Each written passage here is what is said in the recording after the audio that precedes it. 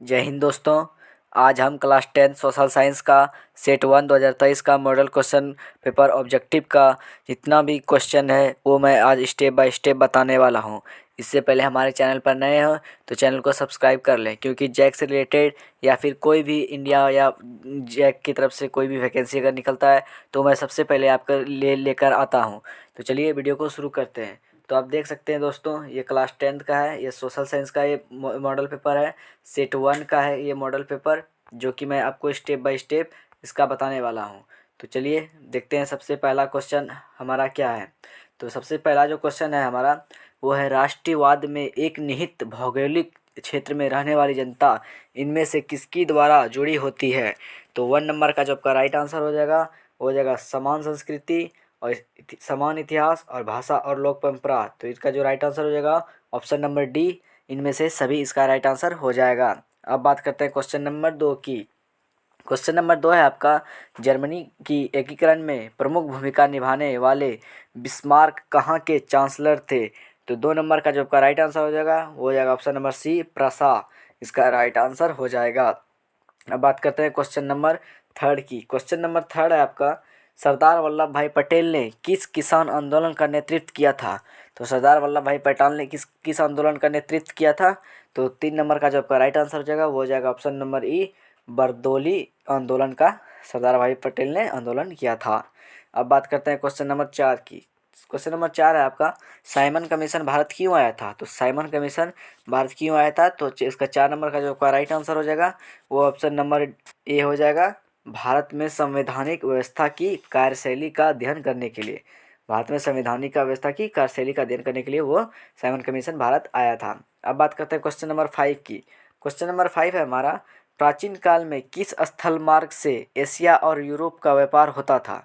तो प्राचीन काल में किस स्थल मार्ग से एशिया और यूरोप का व्यापार होता था, एशिया और यूरोप के बीच। तो इसका जो 5 नंबर का जो राइट आंसर हो जाएगा वो हो जाएगा ऑप्शन नंबर बी, रेशम मार्ग इसका राइट आंसर हो जाएगा। अब बात करते हैं क्वेश्चन नंबर 6 की। क्वेश्चन नंबर 6 है आपका, क्वेश्चन नंबर 6 है आपका, गाड़ियों के उत्पादन के लिए असेंबली लाइन का प्रयोग अमेरिका में सबसे पहले किसने किया था। तो 6 नंबर का जो आपका राइट आंसर हो जाएगा वो हो जाएगा option number D, Henrik Ford इसका राइट आंसर हो जाएगा। अब बात करते हैं क्वेश्चन नंबर 7 की। क्वेश्चन नंबर 7 है आपका, डॉन ऑफ द सेंचुरी नामक चित्र में किसका महिमा मंडन है। तो 7 नंबर का जो आपका राइट आंसर हो जाएगा वो ऑप्शन नंबर डी, संगीत राइट आंसर हो जाएगा। अब बात करते हैं क्वेश्चन नंबर 8 की। क्वेश्चन नंबर 8 है आपका, स्पिनिंग जेनी मशीन ने किस प्रक्रिया में वृद्धि की। तो 8 नंबर का जो आपका राइट आंसर हो जाएगा वो ऑप्शन नंबर ए, कताई इसका राइट आंसर हो जाएगा। अब बात करते हैं क्वेश्चन नंबर 9 की। क्वेश्चन नंबर 9 है आपका, भारत में पहला प्रिंटिंग प्रेस किनके द्वारा लाया गया था। तो भारत में प्रिंटिंग प्रेस किसके द्वारा लाया गया था। तो आपका जो 9 नंबर का जो आपका आंसर हो जाएगा वो हो जाएगा ऑप्शन नंबर बी, पुर्तगालियों द्वारा इसका राइट आंसर हो जाएगा।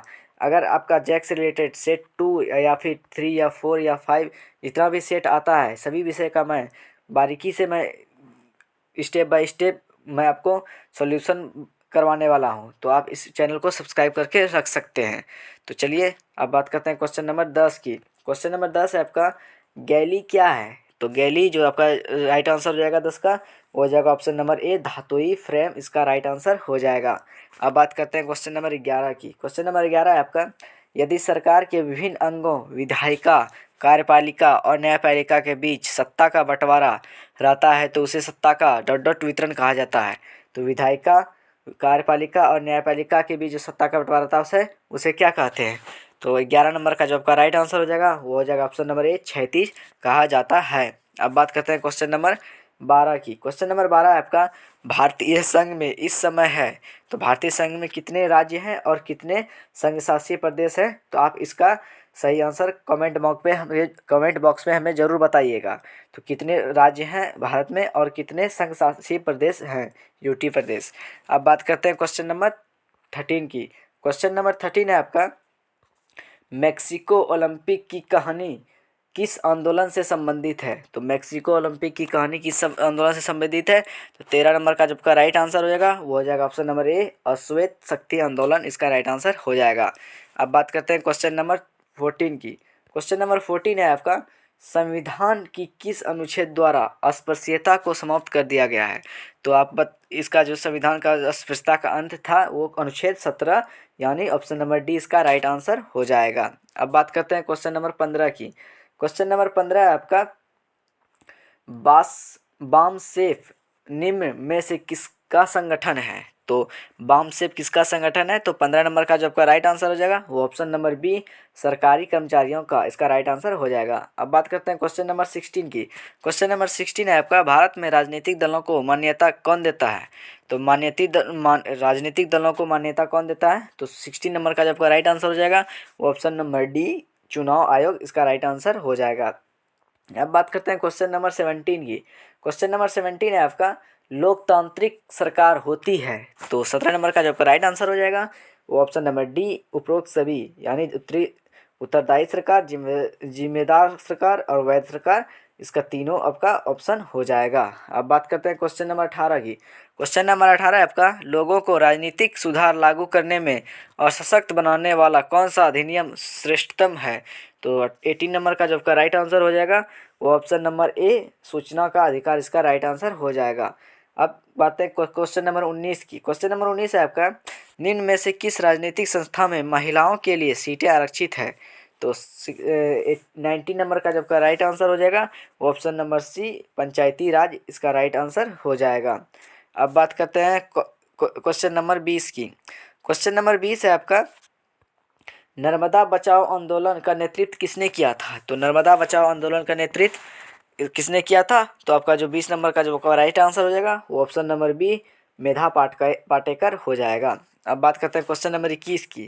क्वेश्चन नंबर 21 है आपका, समाप्यता के आधार पर संसाधन कितने प्रकार के होते हैं? तो समाप्यता के आधार पर संसाधन कितने प्रकार के होते हैं? तो क्वेश्चन नंबर 21 का जो आपका राइट आंसर हो जाएगा वो ऑप्शन नंबर ए 2 इसका राइट आंसर हो जाएगा। तो एक है नवीकरणीय संसाधन और एक होता है अनवीकरणीय संसाधन, इसका राइट आंसर हो जाएगा। अब बात करते हैं क्वेश्चन नंबर 22 की। क्वेश्चन नंबर 22 है आपका, किस राज्य में काली मृदा मुख्य रूप से नहीं पाई जाती है? तो काली मृदा किस राज्य में नहीं पाई जाती है?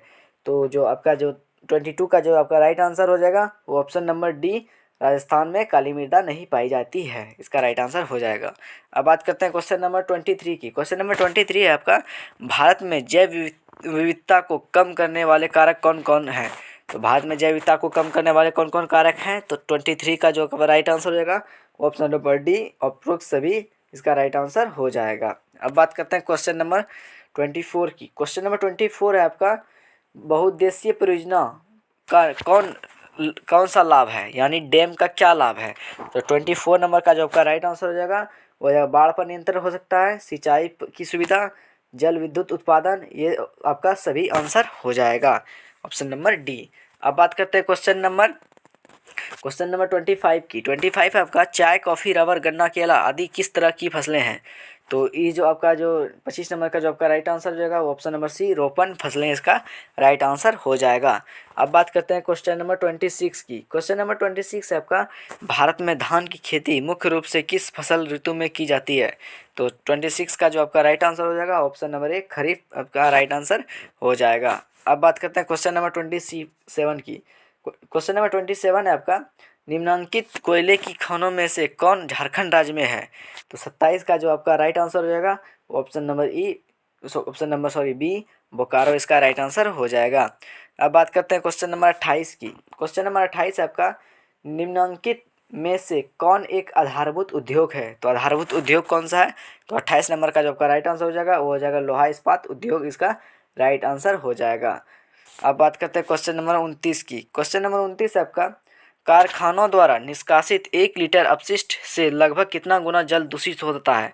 तो 1 लीटर जो आपका जो जल मतलब निकलता है कारखाना से वो 8 लीटर मतलब यानी 8 गुना, ये 9 नंबर का जो आपका राइट आंसर हो जाएगा वो हो जाएगा 8 गुना, इसका राइट आंसर हो जाएगा। अब बात करते हैं क्वेश्चन नंबर 30 की। क्वेश्चन नंबर 30 आपका, निम्नलिखित में से सड़क परिवहन के बारे में कौन सा कथन असत्य है?